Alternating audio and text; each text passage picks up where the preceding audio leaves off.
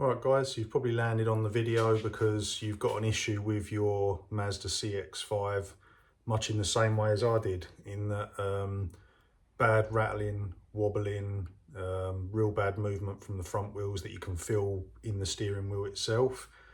So if you look at my other video on the channel, you'll see that I spent the weekend replacing the lower control arms on the car. You know, I looked underneath and I could see that the rubber bushes, the big round ones, they were split, so they were moving left and right, and the movement in them was knocking, so they definitely needed replacing anyway. But I thought I'd do this video literally just as a little follow-up, because I did all that work and I couldn't believe it. Took it out for a run and the car was still knocking, so I was gutted because I thought, what the hell is it? Looked underneath, the drop links were all good.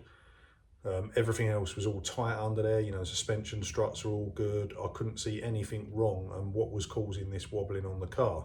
So I couldn't believe it. After doing all this work, I've done a bit of research and I found that the steering column on the vehicle has got a union joint at the top and it's held on the splines of the shaft of the steering column, and where it's held on with a 12mm bolt, and it's basically like a pinch bolt that holds against the splines.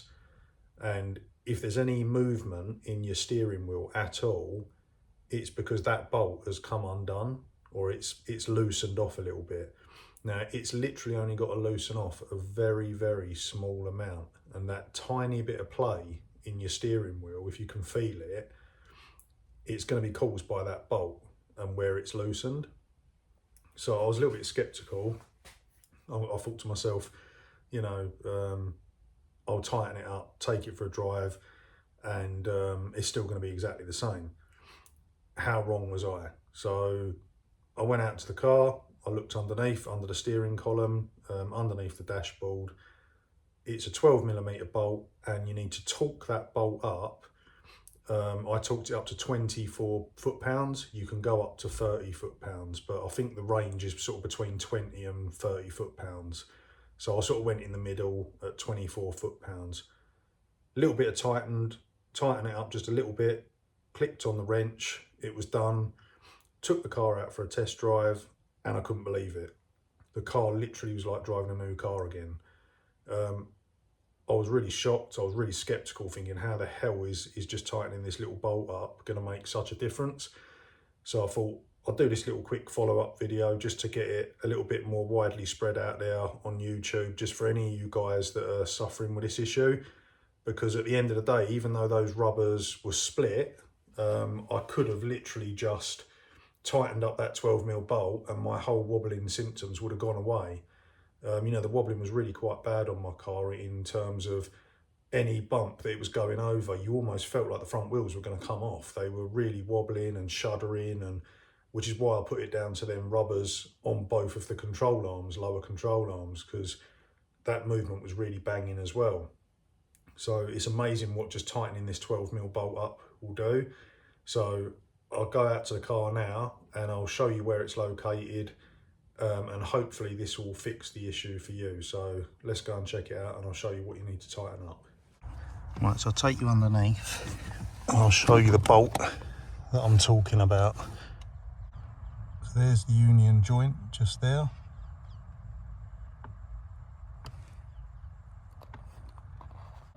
So there's the steering column just there, and where my thumb is, just there, that's the 12mm bolt that you need to tighten up. If you can't see it, if you just turn your steering wheel, you'll see it moves, but that's the pinch bolt there, you can see it.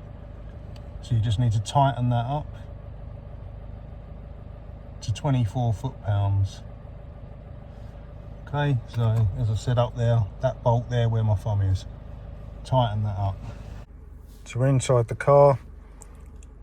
A quick way of testing the play is to hold on to your steering wheel and give it a wobble like that.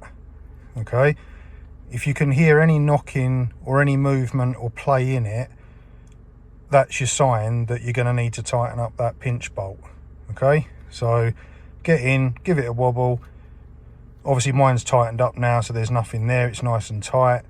But yeah, give that a wobble, see if there's any play, and if there is, that's when you're going to need to go under the dash and tighten up that pinch bolt, 24 foot-pounds.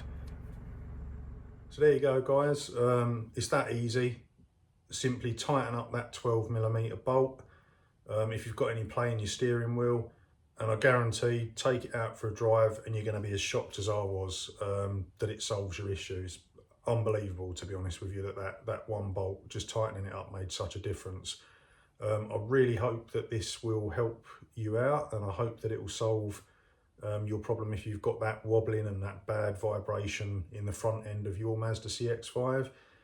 If you want to see the video as well on how to change the lower control arms, if you're doing that job as well, then just check out my channel, and you've got a bit of a guide on there of how to do that job. But hopefully you may not have to do that. I did, like I said, because the rubbers were gone on mine, but you may not have to. Tighten that bolt up. Hopefully this video has helped you. If it has, give us a like, subscribe to the channel, and check out all the other Mazda content that I've got on there. Take it easy, guys. See you on the next one.